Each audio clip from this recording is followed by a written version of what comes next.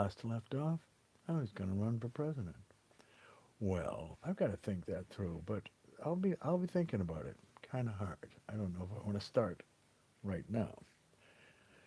Anyway, the point though is to get this idea of expanding the house out into the world so that people will consider it because it really is the way to go. It's a way to make the house more representative and to reduce costs.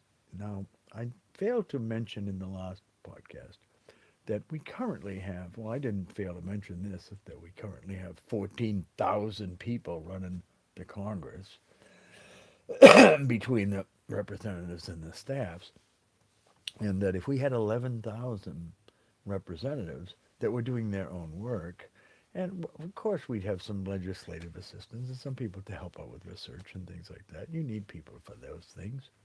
Uh, but we wouldn't have them deciding policy and writing papers and writing bills. Legislators should write bills. Elected legislators should write bills.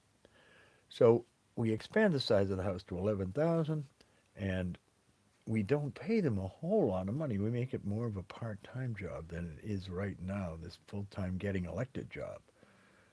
You're going to be elected every 2 years. Well, if you only have to convince a fraction of a 30,000 person constituency, this is not rocket science, and it's not going to take 2 years to do this.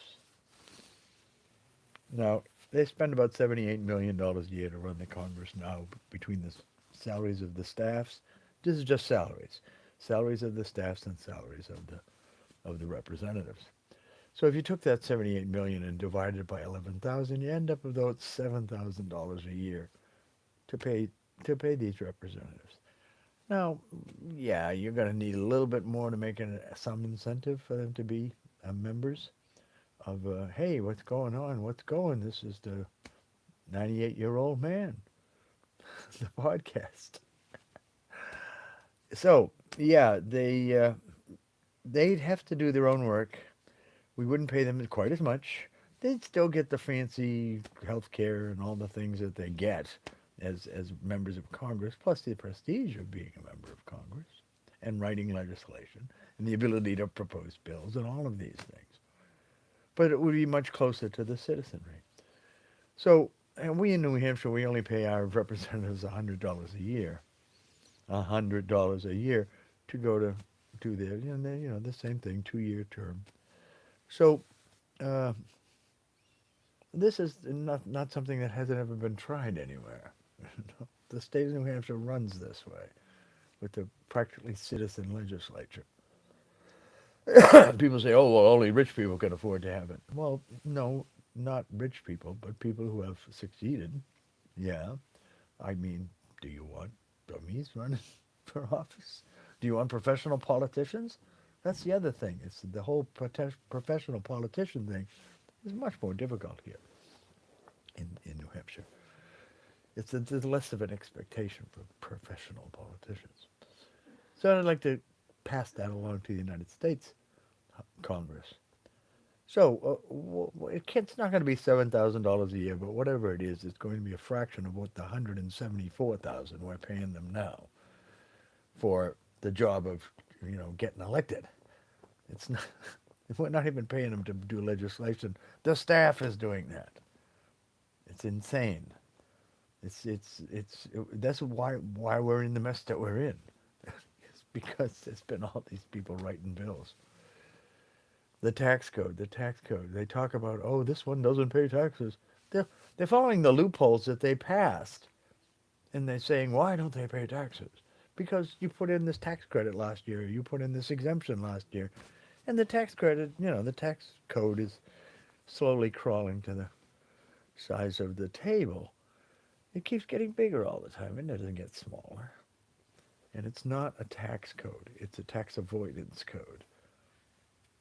The rules aren't in there for setting up how to tax people.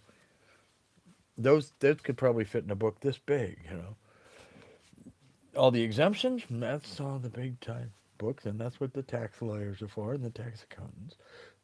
Now, a lot of people, they'd be put out of business if the tax code was back to what it used to be, a thin piece of paper, It was a long time ago before that was actually the case, too, that it was a thin piece of paper.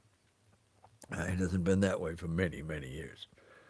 There's always political forces at work to write legislation that makes people happy.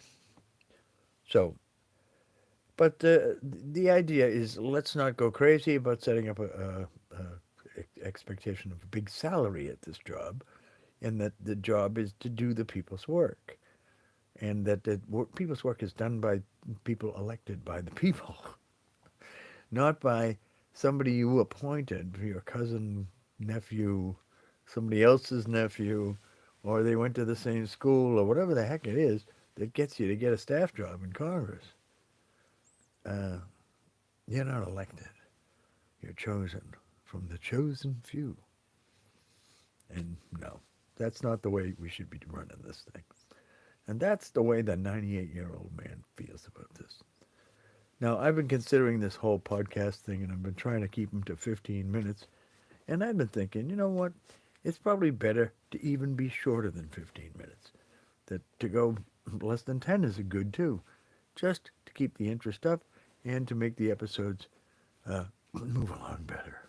So I'm going to call this to an end of the episode and just call for us to expand the house, pay them less, make them do their own work, and fire all that staff. Those are the points. That's what I want to hammer home. That's what we can talk about. If you want to talk about it, send me notes, make comments, do all that good stuff. And maybe that will shape the next podcast of 98-Year-Old Man. Bye-bye.